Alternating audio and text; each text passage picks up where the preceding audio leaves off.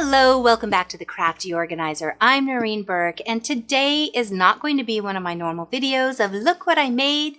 Well, I mean it is, but it's not celebratory because today we are addressing that behemoth of a fail that I've been working on since September 15th. I know that my calendar is wrong. It says that it is October 21st, but it's actually the 24th today. So let's get going.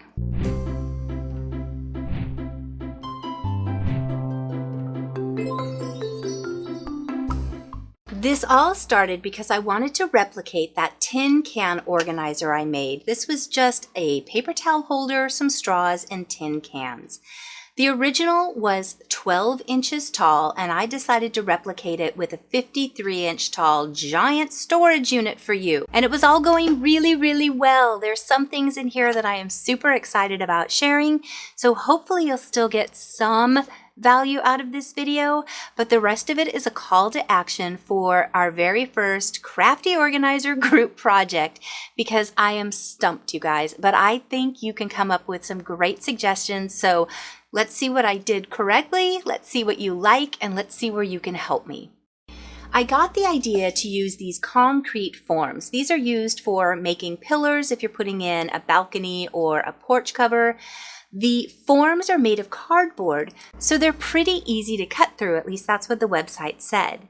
You can find these at your local hardware store. Mine were up above the cement, so I just had to ask for help to get them down, and they come in some different diameters and lengths. Mine was right about $12. I also got some 3/4-inch PVC pipe. I got mine in a 10-foot span because I'm going to be using the balance for another project later. So here's what you'll need for this project. You'll need the concrete form. I was really excited about this for some reason. You'll also need some foam core sheets. You'll want to have a cutting knife, the PVC, a hacksaw, and then a broom handle that fits inside of the PVC. You'll also want a chair base, and another thing I didn't mention or show on here is you'll want to have some good strength duct tape. Now, I found this chair on the side of the road and took it apart so that I would have a base that the PVC would fit into. This was the catalyst for it all. And do you see the top of it shaking? I swear to high heaven that should have been my indicator right away. Warning, Will Robinson, but no, I foraged on. So I started by deciding how tall I wanted this to be and basing all of my measurements from there. So once I decided how tall it was going to be, I started measuring the depth of my trays. I went every 3.5 inches, so 3.5, 7, 10.5, 14, and 17.5. And I kept transferring this measurement until I got all the way around the casing so that I could then get out my blue painter's tape, which I didn't mention, and I could trace over those markings so that I have a very straight line to cut with. Once I had my blue tape on there, it was time to get out my X-Acto knife, which did not work for me. So instead, I switched over to a serrated bread knife and I scored a line all the way around the blue tape. Scoring it made it so much easier. It was really easy to trace over that blue line.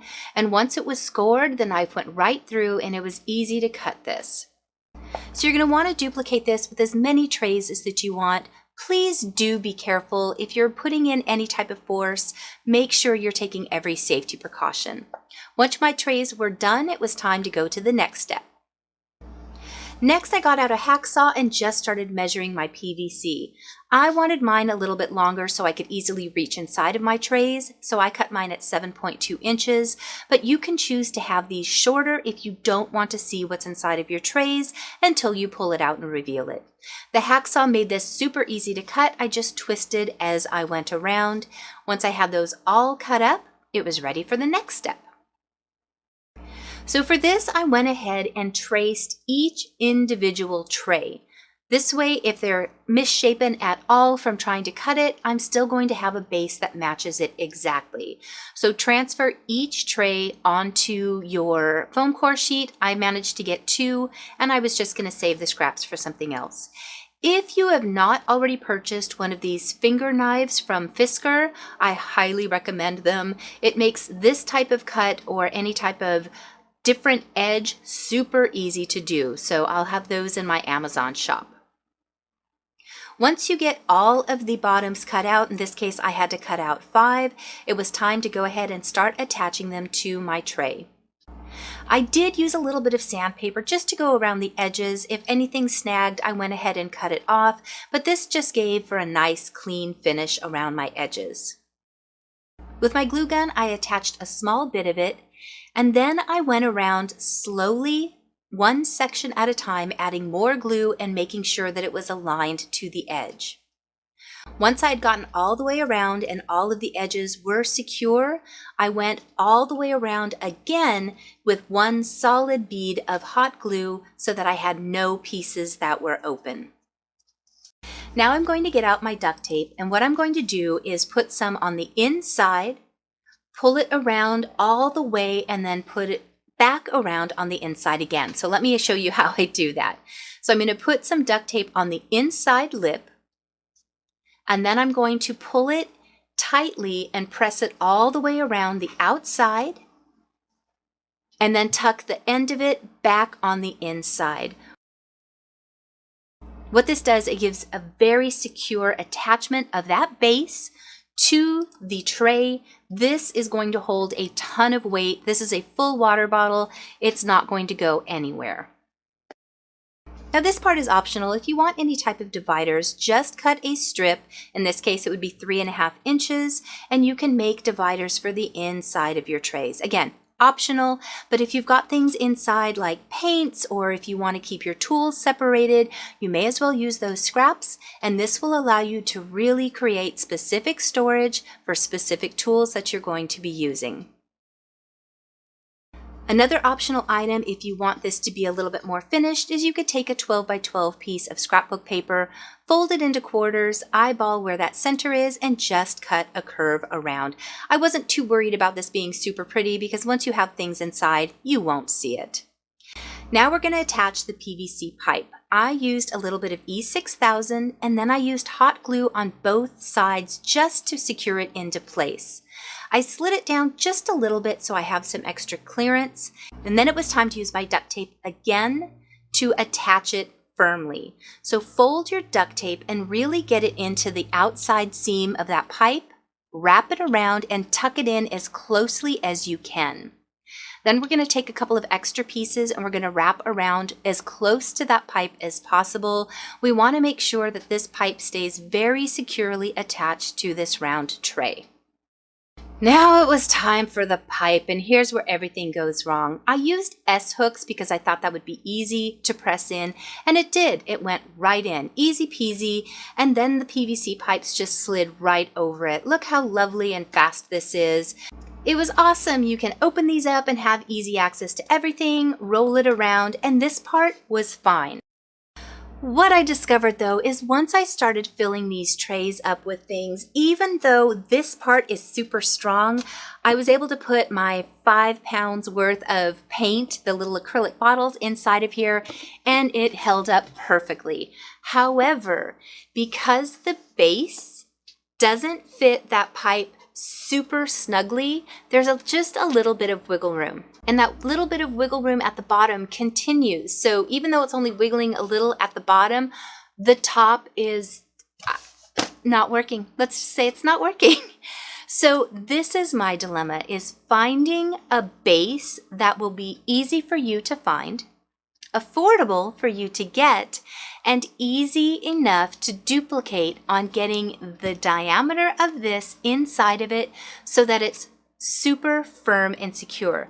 Once you get the broom handle in here, this part is fantastic. It just slides right on. That part is lovely. I love it. It's great. It doesn't wiggle. This part is great. The issue is the base. So here's where I have this group project that I need help with. If you have a suggestion for what to make the base out of, it needs to be, like I said, easy to access. I don't want you guys having to search and have that one holy grail item that you can never find. I want it to be affordable. My goal for this entire thing was to be under $25. So I don't want to suggest a base that's going to be $30 or $40 on its own. Otherwise, it's not an affordable solution anymore. I thought about umbrella stands, but again, those are usually $25 to $50. Nope, not for this girl. And it needs to be easy to duplicate. I was worried when I was putting this together. I had some other ideas on using concrete or I need this to be easy for you at home to duplicate. So those 3 criteria: easy to access, easy to duplicate, and affordable. So let me know what your ideas are. I'd love to recreate this, and I'd love to finish this and make it something that you guys can duplicate. But let me know. Maybe this isn't even worth following up on anymore. If you think it's a crazy idea, I've had those before, just let me know. I think the tray does have some merit. It's just that dreaded base. So let me know what you think about that. Some other things I want to chat about really quick. I start my official training with Disney tomorrow, and I'm so excited about that. I know not everyone is a crazy fanatical Disney fan like I am, so my second channel is going to be all about my adventures at Disneyland, sneak peeks at rides, about merchandise, about treats, events that they're having, and it's going to be called For the Love of Disney. As soon as I launch it, I'll let you know. If you're interested in signing up, you can go ahead and do that, and I'd love to share all of those adventures with you. Another quick thing I want to talk about is Kay over at the Organizing Soprano mentioned me. There is something just unbelievable about watching a YouTuber that you like, and all of a sudden they say your name. She was talking about YouTubers that she enjoys watching, and I got named. Holy cow.